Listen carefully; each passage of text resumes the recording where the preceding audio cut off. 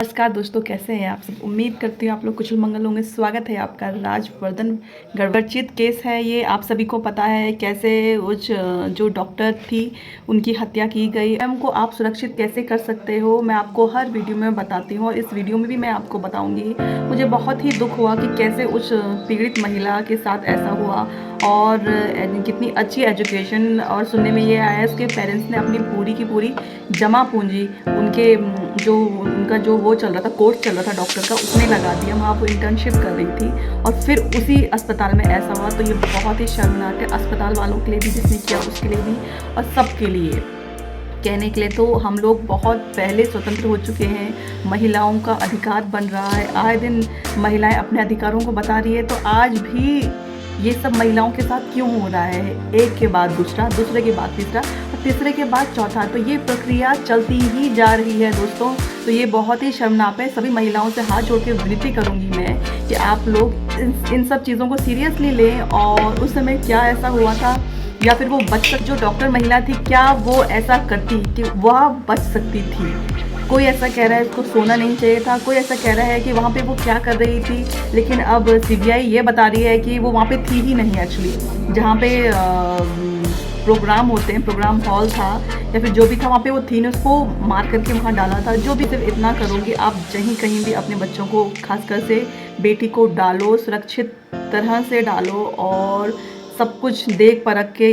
जो भी माता पिता हैं और जिनके बच्चे अभी छोटे हैं या फिर जिनकी बेटियां बाहर जॉब करने गई हैं, वो भी अवेयर हो जाएं और बताएं कि क्या गलत है क्या। विश्वास नहीं कर सकता कि किसी अच्छे अस्पताल में ऐसा दुष्कर्म उस डॉक्टर के साथ, डॉक्टर कितना बड़ा नाम होता है, उसके साथ ऐसा होगा। मतलब अब कुछ भी सेफ नहीं है, मैं भी सेफ नहीं हूँ। ऐसी स्थिति आ चुकी है और जहाँ अपना घर छोड़ के आपके यहाँ इतनी फीस दे रहा है और पढ़ाई कर रहा है, उसको मार रहे हो, ये सब काम करके फिर उसको मार रहे हो, ये बहुत ही गलत बात है। और आए क्या करेंगे, कैसे सरवाइव करेंगे, क्योंकि ये चीज़ इतनी गलत है कि कुछ भी नहीं कहा जा सकता।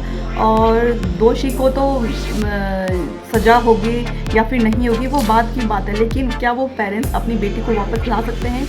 उस पर अपनी पूरी ज़िंदगी निछावर कर दी, पूरी पूंजी लगा दी, क्या वो कुछ वापस नहीं आ सकता है। तो आजकल के ज़माने में आजकल ये वुमेंस डे मनाया जाता है, बालिका दिवस मनाया जाता है। तो क्यों मना रहे हो? सिर्फ मना रहे हो कि हाँ भाई इससे अवेयरनेस होगी या फिर इससे कुछ नहीं हो रहा है।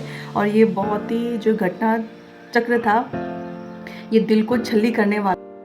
हम बात करते हैं स्वतंत्र भारत की, हम बात करते हैं ऐसे कानून की या फिर ऐसे अधिवेशन की जहाँ पे, मतलब मैं छोटी थी तो मैंने स्पीच दी थी, तो उसमें मैंने ये बात बोली थी कि हम स्वतंत्र भारत में स्वतंत्रता की सांस ले रहे हैं। तो मुझे ऐसा लगता है ऐसा कुछ भी नहीं है। अब जब मैं बड़ी हो चुकी हूँ, मेरी शादी हो चुकी है, मेरे बच्चे हो चुके हैं और मैं अपने बच्चों को अगर रखती हूँ कि सुरक्षा के घेरे पे, तो मुझे बहुत ही आए दिन डर रहता है, क्योंकि स्वतंत्र हम नहीं हुए हैं, महिलाएं स्वतंत्र नहीं हुई हैं। और आज की डेट में भी महिलाओं के साथ बड़ा ही बुरा सलूक होता है। अधिकार आए दिन बना रहे हैं, अधिनियम आए दिन बना रहे हैं, ये सब कुछ फ़ायदा नहीं हो रहा है। सरकार जो है ऐसी व्यवस्था करे कि ऐसा दोबारा ना हो, पेरेंट्स ऐसा करें कि उनकी बेटी के साथ ऐसा ना हो।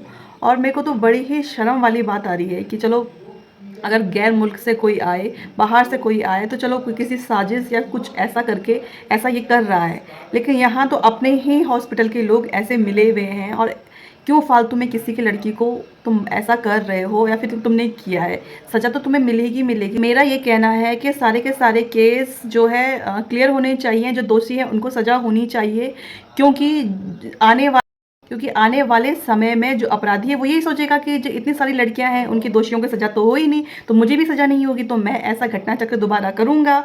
तो देखा देखी करके जो अपराध होता है वो बढ़ेगा। तो सज़ा होनी बहुत ज़रूरी है। मैं तो ये बोलती हूँ कि इन सभी को मौत की सज़ा होनी चाहिए और भी नए कड़े कड़े अधिनियम बनाने चाहिए सरकार को।